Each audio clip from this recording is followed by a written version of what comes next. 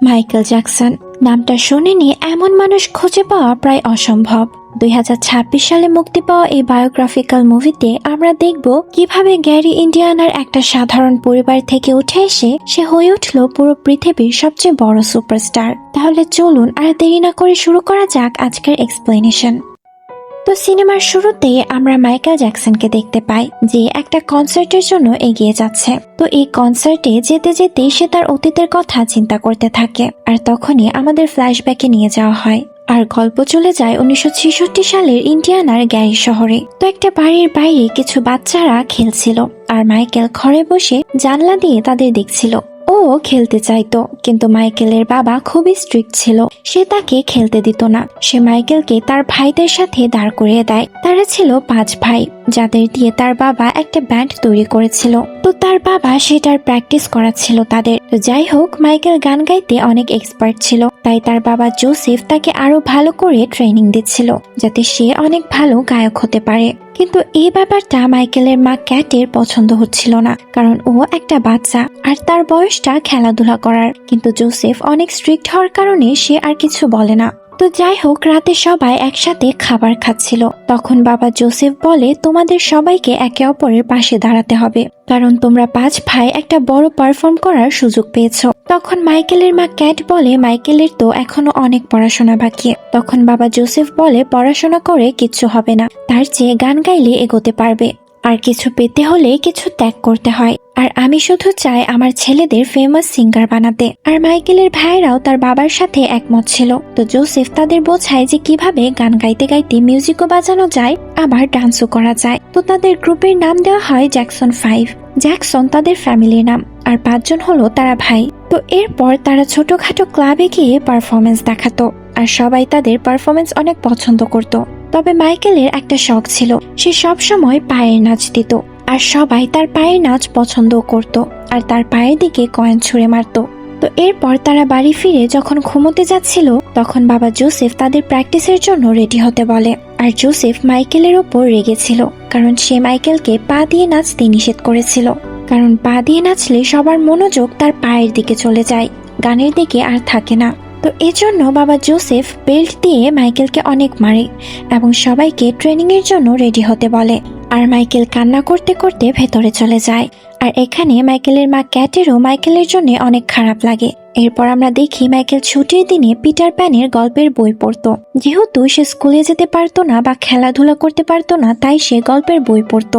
তো যাই হোক, এরপর কিছুদিন পরে দেখি তারা এখন মোটামুটি বড় কনসার্টের পারফরমেন্স করতো, আর ধীরে ধীরে তারা ফেমাস হচ্ছিল। এর মধ্যে আবার মাইকেল টিভিতে নতুন নতুন পায়ের মুভস শিখত, যার কারণে তার বাবা তাকে অনেকবার মেরেও ছিল, কিন্তু মাইকেল তার পারফরমেন্সে কোনো কমতি রাখতো না। আর এরপর তাদের ব্যান্ড যখন বড় হতে থাকে, তখন তারাও আস্তে আস্তে বড়লোক হতে থাকে, আর মাইকেলও অনেক নতুন নতুন পায়ের ডান্স শিখে নেয়। এরপর 1970 সালের দৃশ্য দেখানো হয়, যেখানে রিগাল থিয়েটারে জ্যাকসন 5 পারফরমেন্স করতে যাচ্ছিল। তো তারা সেখানে অনেক ভালো একটা পারফরমেন্স করে। তারা যখন পারফরমেন্স করছিল, তখন তাদের পারফরমেন্স দেখে খুশি হয়ে একজন দর্শক, যার নাম সুজি, সে মাইকেলের বাবা জোসেফকে তার স্টুডিওর কার্ড দেয় আর তাকে বলে, তুমি আমার স্টুডিওতে আসতে পারো। আর কয়েকদিন পরে জোসেফের দেখা হয় বেরি গর্ডি নামের একজনের সাথে, যিনি একজন বড় মিউজিক প্রডিউসার ছিলেন, আর সুজি তারই অ্যাসিস্ট্যান্ট ছিল। তো এরপর বেরি মাইকেল জ্যাকসনকে একটা অফার দেয় যে আমরা তোমার একটা গান রেকর্ড করব, কিন্তু তোমাকে সোলো গাইতে হবে। তো এটা শুনে মাইকেল ঘাবড়ে যায়, কিন্তু বেরি মাইকেলকে একদম ফ্রি ভাবে নিজের মনের মতো করে গান গাইতে বলে। তো মাইকেলও নিজের মনের মতো করে গাইতে গাইতে ডান্স করছিল, আর বেরি তো মাইকেলের ভয়েস শুনে পুরো মুগ্ধ হয়ে যায়। সে মাইকেলের মধ্যে একটা বড় তারকা দেখতে পায়। বেরি মাইকেল জ্যাকসনকে বলেছিল যে তুমি ফিউচারে পুরো ওয়ার্ল্ডের একজন বড় তারকা হয়ে উঠবে, আর এটা শুনে মাইকেল অনেক খুশি হয়ে যায়। এরপর বেরি মাইকেলকে স্টুডিওতে কিভাবে মিউজিক বানানো হয় সেগুলো ভালো করে বুঝিয়ে দেয়, যাতে মিউজিকের ব্যাপারটা আরো ভালো করে সে বুঝতে পারে। তখন সেখানে মাইকেলের বাবা তাকে নিতে আসে, আর যাওয়ার আগে মাইকেল বেরিকে হাক করে। এরপর আমরা দেখতে পাই মাইকেলের প্রথম গানটা রেকর্ড করা হচ্ছিল। এরপরে গানটা লঞ্চ করা হয়। এরপর মাইকেল তার ভাইদের সাথে বিভিন্ন ট্যুরে গিয়ে মিডিয়ার প্রশ্নের উত্তর দিত, আর ওই সময় তাদের গান এবিসি বিশ্বের সবচেয়ে টপ হিট গানগুলোর মধ্যে একটি হয়ে ওঠে। যে কারণে 1971 সালে তাদের পুরো পরিবার অনেক ধনী হয়ে যায় আর একটা বড় ভিলাতে শিফট হয়ে যায়। আর মাইকেল অনেক বড় তারকাদের একজন হয়ে যায়। তো এরপর জোসেফ মাইকেলকে বিলের সাথে পরিচয় করিয়ে দেয়, যে এখন থেকে তার পার্সোনাল বডিগার্ড। এখানে বিলও অনেক ভালো ছিল আর মাইকেল আর বিলের মধ্যে ভালো ফ্রেন্ডশিপ হয়ে যায়। আর মাইকেলের একটা অভ্যাস ছিল, সে তার মা ক্যাটের সাথে রাত জেগে সিনেমা দেখত আর মাকে বলতো সে তার পায়ের নাচ পুরো দুনিয়াকে দেখাতে চায়। এরপর একদিন মায়ের কাছে সে একটা বায়না করে, সে বলে সে বাড়িতে একটা পশু আনতে চায়, যদিও সে জানতো যে তার বাবা জোসেফ অনেক রাগ করবে। এই কথা শুনে মা ক্যাট বলে, দেখো বাবা, তুমি তোমার ভাইদের থেকে অনেক বেশি ব্রিলিয়েন্ট, কিন্তু তোমার ভাইরা সবসময় তোমার পাশে ছিল, তাই তুমি যতই বড় হও না কেন তোমার পরিবারকে কখনোই ভুলে যেও না। তো এর কয়েকদিন পরে আমরা দেখতে পাই মাইকেল একটা ফেয়ার টেস্ট শো করে। তখন ওখানকার মেয়েরা তার অনেক বড় ফ্যান হয়ে গিয়েছিল। এরপর আমরা তার 7 বছর পরের দৃশ্য দেখি, যেখানে মাইকেলের জীবন পুরো বদলে গেছে। মাইকেল অনেক বড় হয়ে গিয়েছে আর তখন তার সাথে জনের পরিচয় হয়, যিনি আরো অনেক বড় প্রডিউসার ছিলেন। তো এরপর তারা দুজন মিলে একটা নতুন অ্যালবাম বানানোর কথা ভাবে। এরপর ওই প্রডিউসারের লোকেরা বাবা জোসেফকে ওই অ্যালবামের কথা জানায়। তো তখন জোসেফ বলে, যদি মাইকেলকে নাও তাহলে তার ভাইদেরও অ্যালবামে রাখতে হবে, কারণ ওরা হচ্ছে জ্যাকসন 5 আর মাইকেল সব সময় তার পরিবারের সাথেই পারফর্ম করবে। তবে তারা এই বিষয়ে রাজি হয় না এবং বলে আমরা পরে ভেবে জানাবো। আর এদিকে আমরা দেখি মাইকেল একটা ঘোড়া পালতে শুরু করে আর রাতভর সারাক্ষণ তার সাথে কথা বলে। আর তারপর মাইকেল কুইন্সির সাথে নতুন গান রেকর্ড করা শুরু করে আর সেখানে তার নতুন গান অফ দ্য ওয়াল অ্যালবামে রাখা হয়। তারপর প্রডিউসার কোয়েন্সির সাথে মাইকেলের নতুন নতুন গান আসতেই থাকে আর ধীরে ধীরে মাইকেল অনেক ফেমাস হয়ে যায়। এই কিছুদিন পরে আমরা দেখি মাইকেল তার বাড়িতে একটা চিম্পাঞ্জি নিয়ে আসে আর সেটার নাম রাখে বাবলস। কিন্তু এটা তার বাবা জোসেফ একদমই পছন্দ করে না, কিন্তু যেহেতু মাইকেল এখন বড় হয়ে গিয়েছে তাই সে তাকে কিছু বলতে পারে না। এরপর আমরা দেখি মাইকেল বাবলসকে অনেক কিছু শেখাতে শুরু করে আর তাকে পিটার প্যানের গল্পও শোনাতো। তো এক সময় মাইকেল পিটার প্যানের নাক লক্ষ্য করলে দেখে সেটা অনেক সুন্দর আর চোখা। সেটা দেখে মাইকেল ঠিক করে তার নাকটাও ঠিক করানো দরকার। তো এজন্য সে নাকের প্লাস্টিক সার্জনের কাছে চলে যায়। ডক্টর তাকে জিজ্ঞাসা করে, তুমি কেন এমনটা করতে চাও? মাইকেল তাকে বলে, আমি এখন একজন স্টার, ফটোগ্রাফাররা রেগুলার আমার ছবি তোলে, আমাকে পারফেক্ট দেখাতে হবে। তো এরপর সে নাকের সার্জারি করে বাড়িতে চলে যায়। তো জোসেফ যখন দেখে যে সে তার নাকের সার্জারি করিয়েছে তখন সে শুধু হাসে, কিন্তু তাকে কিছু বলে না। কিন্তু এরপর মাইকেল তার লুক নিয়ে আরো অনেক বেশি চিন্তিত হয়ে যায়। সে আরো সুন্দর হতে চাচ্ছিল। এরপর সে আরো কয়েকটা সার্জারি করে আর এর মধ্যে মাইকেল আরো কয়েকটা পশু বাড়িতে আনে। এরপর আমরা মাইকেল তার বাবা জোসেফ আর ভাইদের একসাথে কথা বলতে দেখি, যেখানে জোসেফ বলছিল তার বড় ভাই ব্যান্ড ছেড়ে চলে গেছে, কিন্তু জ্যাকসন ফ্যামিলি এই জন্য ভেঙে পড়বে না। তারা এখনো 4 ভাই মিলে পুরো দুনিয়া দখল করতে পারবে। তো এরপর তিনি 4 ভাইদের জন্য একটা ট্যুরের প্ল্যান করে, কিন্তু এটা তারা পছন্দ করে না। কিন্তু জোসেফ তাদের ধমক দিয়ে বলে, মাইকেল এখন অনেক ফেমাস হয়ে গেছে, এখন যদি আমরা একটা বড় ট্যুর দিয়ে 50টা কনসার্ট করতে পারি তাহলে আমরা কোটি কোটি টাকার মালিক হয়ে যাব। কিন্তু এবার মাইকেল আর রাজি হয় না। আর এবার মাইকেলের মাও মাইকেলকে সাপোর্ট করে, কিন্তু জোসেফ বলে বাড়ির সব ডিসিশন আমি নিই। কিন্তু মাইকেল ভয় না পেয়ে সেখান থেকে উঠে চলে যায়। এরপর আমরা দেখি মাইকেল তার ফ্যান্সদের মাঝে দিয়ে গাড়ি করে কোথাও যাচ্ছিল। এরপর মাইকেল তার বডিগার্ড বিলকে তার ছোটবেলার গল্প বলে, যে তার বাবা কিভাবে তাকে অত্যাচার করত। এরপর সে এটাও বলে এবার থেকে সে সব কনসার্ট সোলো করতে চায়।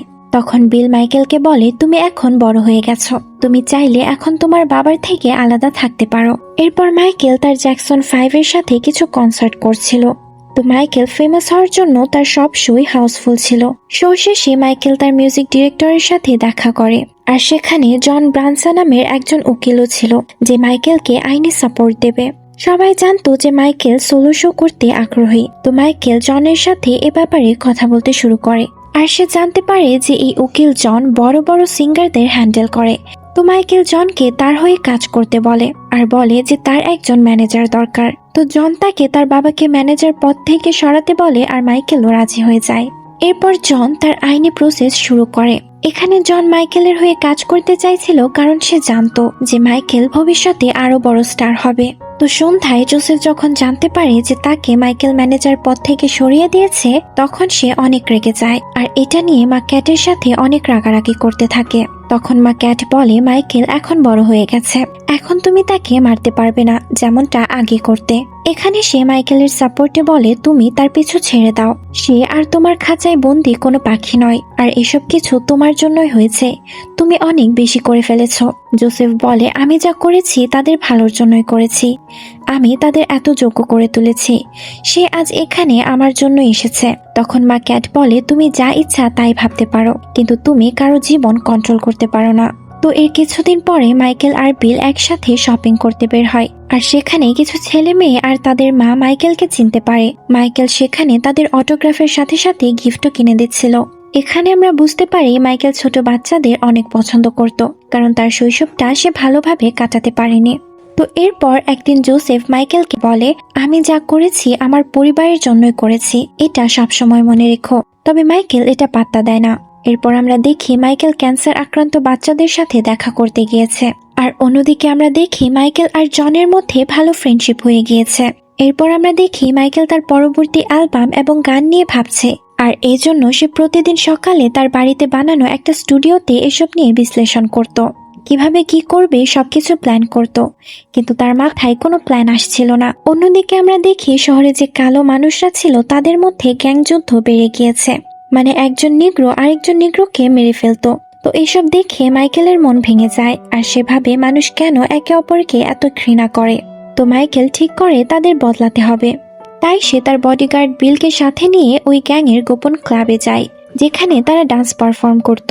তো মাইকেল তাদের সাথে দেখা করলে তারা সবাই মাইকেলকে স্ট্রিট ডান্স দেখায়। তখন মাইকেল তাদেরকে একটা অফার দেয় আর বলে, তোমরা আর গ্যাং ফাইট করবে না, বরং আমার যে নিউ অ্যালবাম সেখানে তোমরা সবাই ডান্স করবে। তো তারা অনেক খুশি হয়ে যায়। এরপর মাইকেল তাদের ডান্স স্টেপ শেখায়, আর এখানে আমরা বুঝতে পারি মাইকেল মনের দিক থেকে ঠিক কতটা ভালো ছিল। তো এরপরেই আসে মাইকেল জ্যাকসনের সেই বিখ্যাত গান বিট ইট। আর সেই বিট ইট গানে যে ব্যাকগ্রাউন্ড ডান্সাররা ছিল তারা সেই গ্যাংয়েরই লোক ছিল। তবে এই বিট ইট গানটিকে প্রডিউসার অ্যালবামের প্রধান গান বানানোর জন্য আত্মবিশ্বাসী ছিল না। আর অন্যদিকে মাইকেল একটা হরর মুভি দেখছিল, আর সেটা থেকে ইন্সপায়ার হয়ে সে একটা থ্রিলার নামের গান বের করে। এরপর আমরা থ্রিলার গানের শুটিং দেখতে পাই, আর এখানে মাইকেল জ্যাকসন গানটিকে পারফেক্ট করার জন্য অনেক কষ্ট করছিল, আর শেষ পর্যন্ত গানটা রেডি হয়ে যায়। আর এই গানের নাম দিয়েই ওই অ্যালবামটা লঞ্চ করা হয়, আর এই অ্যালবামটা ছিল ওই সময়ের বিশ্বের সবচেয়ে বেশি বিক্রি হওয়া অ্যালবাম। তো এরপর মাইকেল সিবিসি অর্থাৎ মিউজিক সিডি প্রডিউসার ওয়াল্টারের সাথে দেখা করে, যেখানে সে মাইকেলের অনেক প্রশংসা করছিল, কারণ সে সব রেকর্ড ভেঙে দিচ্ছিল আর নতুন নতুন অনেক রেকর্ড তৈরি করেছিল। কিন্তু মাইকেল তখন বলে, আমি তোমার উপর রেগে আছি, কারণ তুমি এমটিভিতে আমার গানগুলো প্রচার করছো না। তখন ওয়াল্টার বলে, এমটিভির লোকেরা কালো মানুষের গানগুলো প্রচার করতে চায় না, তবে আমি তাদের রাজি করানোর পুরো চেষ্টা করব। তখন মাইকেল বলে, তোমাকে তো এটা করতেই হবে, আর সেটা পরে না, এখনই করতে হবে। তাদের সাথে ভালো করে কথা বলো, হয়তো তারা রাজি হয়ে যাবে, আর যদি রাজি না হয় তাহলে আমি অন্য প্রডিউসারের সাথে কাজ করব।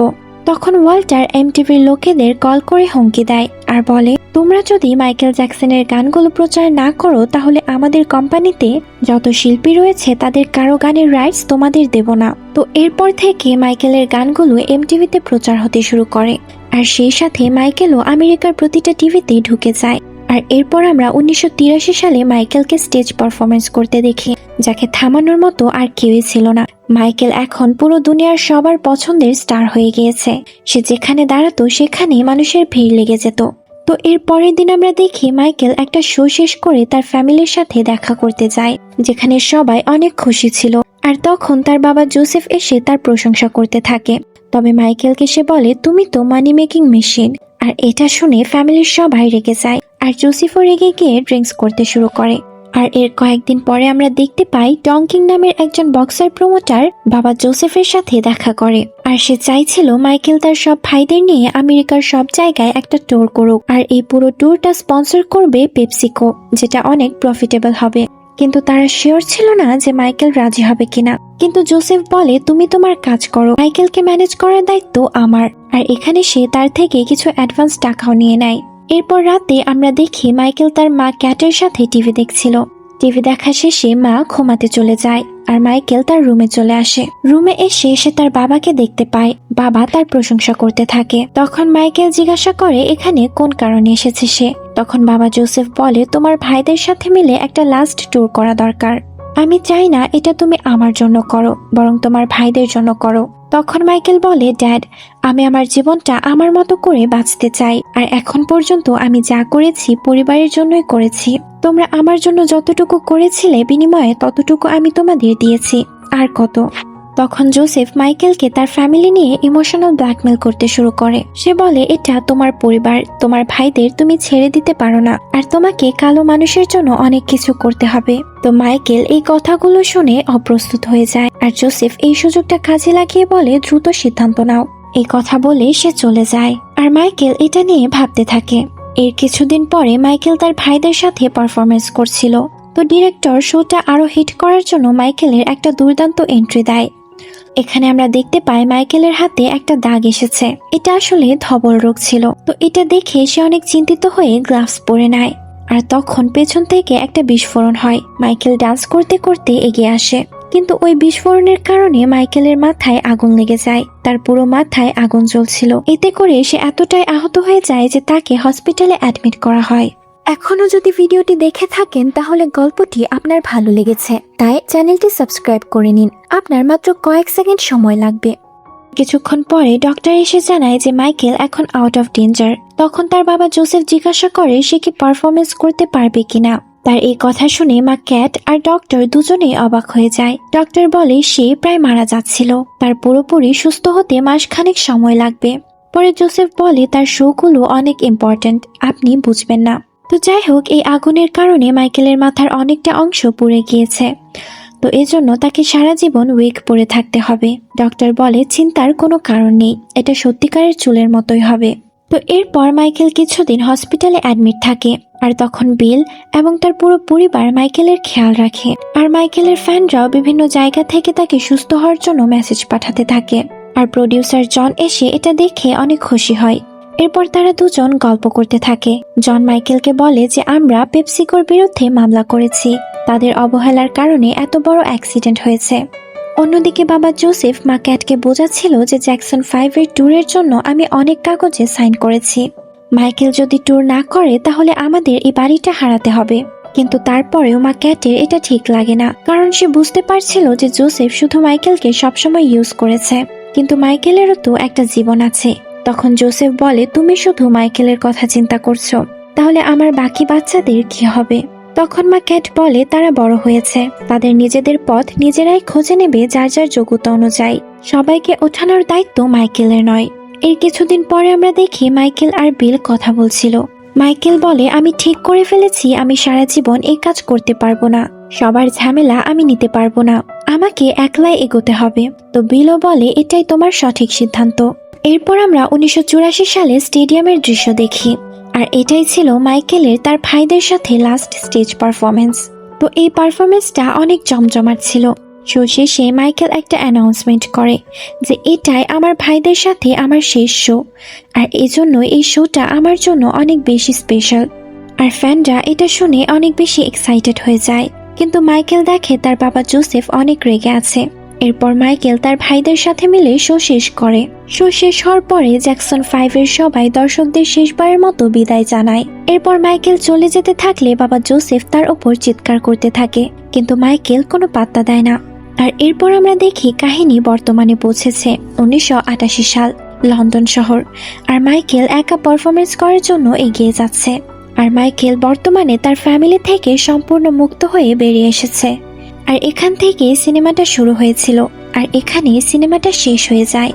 এই সিনেমাটি আপনাদের কেমন লেগেছে তা কমেন্টে জানাতে ভুলবেন না। এরকমই আরো মুভির এক্সপ্লেনেশন পেতে মাইন্ড হান্টের সাথেই থাকুন। ধন্যবাদ।